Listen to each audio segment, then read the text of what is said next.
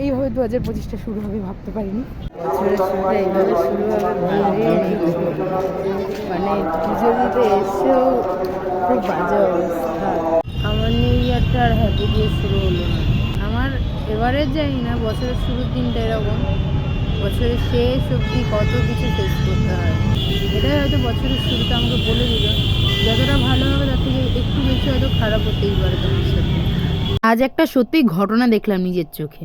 তুমি যেটা মন থেকে চাইছো না সেটা পুরো বিশ্ব তোমার কাছে এনে দিতে বাধ্য থাকে, এরকম একটা জিনিস দেখেছি, মানে নিজের চোখে রিয়েলিস্টিক জিনিস। হ্যাপি নিউ ইয়ার সবাইকে। সকালবেলা 4টের সময় তো উঠেছিলাম, কিন্তু বেরোতে লেট হয়ে গেছিল অনেকটাই। আর আমাদের ওঠার কথা ছিল সবার 3টের সময়, কিন্তু উঠতে যেহেতু লেট হয়েছে তাই বেরোতে তো একটু লেট হবেই, এটা তো স্বাভাবিকই। আর তোমরা কিন্তু বছরের প্রথম দিনটায় কি কি করেছো অবশ্যই কিন্তু কমেন্ট করো। বাইরে চারিদিকে সকাল হয়ে গেছে, আমাদের বেরোনোর কথা ছিল 4টের সময়, এখন 6টা বাজে, 2 ঘন্টা লেট, মানে 4:30টার দিকে বেরোনোর কথা ছিল, এখন 6টা বেজে গেছে। বাইরে এখনো বাইরে কি ঠান্ডা হাওয়া দিচ্ছে, আর মা এদিকে আমাকে ছাড়তে এসেছে সকালবেলা বাস স্ট্যান্ডে।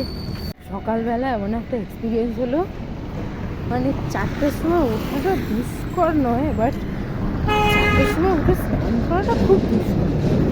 আর তার মধ্যে গরম জল করে স্নান করেছি, বাট বাইরে মারাত্মক যা হাওয়া দিচ্ছিল যখন স্নান করছিলাম। তো এইভাবে 2025টা শুরু হবে ভাবতে পারিনি, মানে এরকম কিছু একটা ঘটবে। মানে পুরো গরম জলে স্নান করছি, ঠকঠক করে কাঁপছি। আর 4টের সময় স্নান করাটা একটু ডিফিকাল্ট। বাস স্ট্যান্ডে চলে এসেছি, এবার দেখি কোন বাস ছাড়ে। বাস আসার পর বাসে তো উঠে পড়েছি, কিন্তু বাইরে এত পরিমাণে ঠান্ডা, আর বাসটা যেহেতু সারা রাত একেবারে বন্ধ ছিল, আর বাসের মধ্যে ছিল অনেক মশা, কি আর বলবো। তারপর অবশেষে এই যে আমার পার্টনার দুজন ছিল চলে আসলো, একসাথে 3জন মিলে চলে গেলাম বিধাননগর। আর গিয়ে তো দেখলাম ট্রেনটা যে টাইমে দেখাচ্ছে সেই টাইমে তো নয়ই, ট্রেনটা লেটে। তার মধ্যে আমরা উঠেছি আবার 1 নম্বর প্ল্যাটফর্মে, ট্রেনটা হঠাৎ করে খবর হলো যে ট্রেনটা আসবে 2 নম্বর প্ল্যাটফর্মে। তো তাড়াহুড়ো করে তো গেলাম 2 নম্বর প্ল্যাটফর্মে, ঢুকতেই দেখি একটা এক্সপ্রেস বেরোলো। তারপরে অবশেষে আমরা ট্রেনে তো উঠলাম। আর তোমরা হয়তো এতক্ষণে বুঝতে পেরেছো টাইটেল আর থাম্বনেল দেখে যে কোথাও একটা মন্দিরে ঘুরতে গেছি, আর কোন মন্দির সেটাও হয়তো ভালো করে বুঝতে পেরেছো। আর এদিকে দক্ষিণেশ্বর স্টেশনে নামার পরে ভিড় দেখে তো পুরো মাথা খারাপ হয়ে গেছে, কি বাজে পরিমাণে ভিড়। এগুলি রেখে তবেই মন্দির প্রাঙ্গণে প্রবেশ করবে। আজকে ওদিকে লাইন পুরো মন্দির প্রাঙ্গণে সর্বোচ্চ বিশাল ভিড় এখানে। ফার্স্ট টাইম এরকম কোনো অকেশনে আসছি 1 জানুয়ারিতে। ডালা কেনা হয়ে গেছে, ওই যে মায়ের মন্দির, আর ওইদিকে প্রচুর লাইন। এখন লাইনের দিকে যাওয়া যাক। বেলঘরিয়া থেকে যারা এসেছেন এই মাত্র অ্যানাউন্স করলেন আপনারা। ফাইনালি পুজো ডান। 2 ঘন্টা দাঁড়িয়ে, 2.5 ঘন্টা দাঁড়িয়ে তারপর পুজোটা শেষ হয়েছে ফাইনালি। প্রচুর ভিড় এখনো, অনেকে লাইন দিচ্ছে পুজো দেবে, প্রচুর ভিড়। 2.5 ঘন্টা লাইন দিয়ে পুজো দেওয়ার পরে খুবই ক্লান্ত হয়ে গেছিলাম 3জনে। তারপর এদিকে চলে এসেছিলাম একটু খাওয়ার জন্য। আর সকাল থেকে যেহেতু না খেয়েছিলাম তাই আর বেশি রিচ খাবার খাইনি, একেবারে একটা নিরামিষ থালিই নিয়ে নিয়েছিলাম 3জনেই। তারপরে ওটা খেয়েই বাইরে বেরোতেই একই অবিশ্বাস্য জিনিস, 1 জানুয়ারিতে যেহেতু কল্পতরু দিবস তাই জন্য প্রচণ্ড পরিমাণে ভিড় হয়েছিল, যা ধারণার বাইরে। লাইন ওই দিক থেকে ঢুকে ওই দিক থেকে বেরিয়েছে, ভেতরে সেই জিলেপির প্যাচের মতো লাইন করেছে, কি অবস্থা।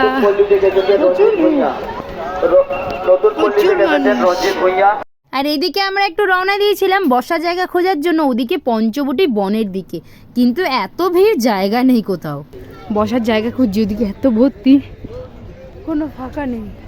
যদি কোনো ফাঁকা স্পেস পাওয়া যায় বসবো একটু। এবার একটু ঘুরে দেখানো যাক। মেন জিনিসটা হচ্ছে এই সেই বেলগাছ যেখানে রামকৃষ্ণ পরমহংসদেব মায়ের দেখা পেয়েছিল, আর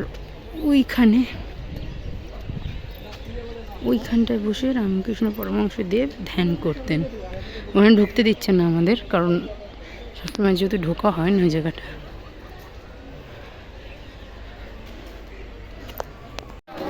আমাদের ভিডিও ফুটেজ তোলা হয়ে গেছে, আর এদিকে মানুষজন পুরো গম গম করছে। ওই দিকটায় ছিলাম, কিছু ভিডিও ক্লিপ তুলছিলাম, আর এদিকে দেখো জ্যান্ত বাঁদর, মানে এটা এক অন্য রকমের বাঁদর, অন্য ধরনের বাঁদর। ওরা ওখানে ড্রাম কিনছে জলের জন্য, অবশ্য গঙ্গার জলটা আমার বাড়িই যাবে। এই নিচটা নতুন বানিয়েছে, এবারে এসেই ফার্স্ট টাইম দেখছি, সুন্দর করেছে। ওখানটায় গিয়ে ছবি টবি তোলা যাচ্ছে, দাঁড়ানো যাচ্ছে, গঙ্গায় হাওয়া দিচ্ছে। এই ঘাটটা কি ঘাট জানি না, বাট পদ্ম ফুল কিন্তু অনেকগুলোই বেশ ফুটেছিল। এখনো লাইন, কত লাইন।